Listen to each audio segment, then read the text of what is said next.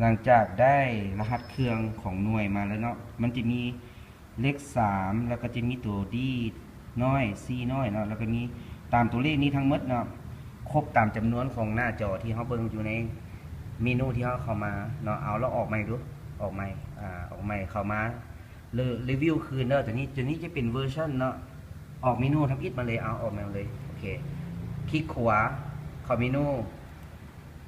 คลิกเข้าข้อมูลนะคลิกเข้าเวอร์ชันแล้วก็จะเห็นหมายเลขเครื่องนะหลังจากขั้นตอนที่เราติดตั้งระบบอินเทอร์เน็ตใส่กับเครื่องเรียบร้อยเมื่อแล้วเรามาตั้งระบบแอปก็จะดาวน์โหลดเข้ามาใน Android สมมุติว่ายุคปัจจุบันนี้มันมี2รุ่นที่เราใช้กันอยู่ทุกมือเป็น Android กับ iOS มันรองรับเนาะนี่Android นี่ก็จะเป็นกลุ่มของยี่ห้อต่างๆเป็น Android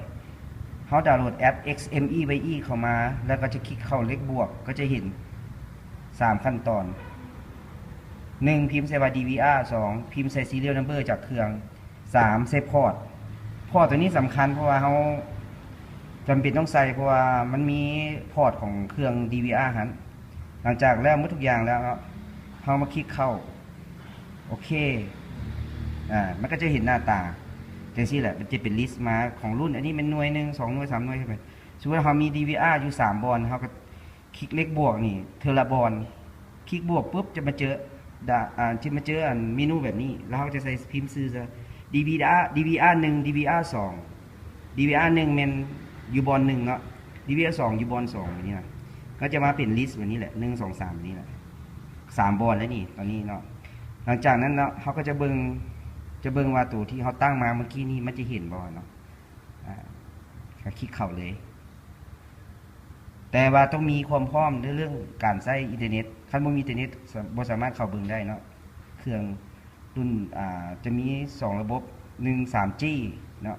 2มัน 4G สมมติว่าบ้านเฮาใช้ 3G ก็สามารถเบิ่งได้แต่ว่าขึ้นอยู่น้ำสถานะของอินเทอร์เน็ตแต่ละบอลอินเทอร์เน็ตจะช้าหรือไวเท่านั้น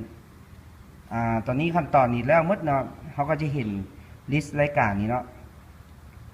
อันนี้เป็นตัวอย่างที่เขาจะโชว์ให้เบิ่งว่าหลังจากที่ว่าเข้ามาได้แล้วเนาะมันก็จะเห็นหน้าตาของ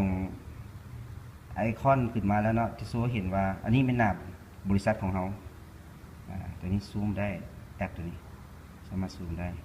เขาสามารถเลือกเบิ่งบัตรเดียวได้16กล้องได้ตัวนี้เขาเลื่อนตัวลมแอปของตัวนี้เลื่อนอันนี้อยากเบิ่ง16กล้องโอเคมันก็จะมาเห็น16กล้องแล้วก็จะเลือก4กล้องก็เห็น4กล้องอันนี้คือน้ำไอคอนที่เขาจะเลือกเอาไอคอนเลือกกล้อง1อีกกล้อง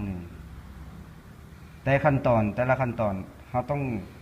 ได้ศึกษาขั้นตอนให้มันครบถ้วนในการติดตั้งฉะนั้นเวลาติดตั้งอินเทอร์เน็ตเขาจะบ่สามารถ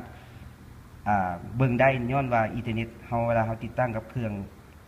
ให้มันตรงกันครับที่เขาสร้างเป็นวิดีโอคลิปมาให้เบิ่งนี้ขั้นตอนบ่ครบถ้วนก็บ่สามารถเบิ่งได้เนาะอินเทอร์เน็ตผ่านโทรศัพท์โอเคขอขอบใจเลยจากบริษัท VTS CCTV ภูมิใจเสนอ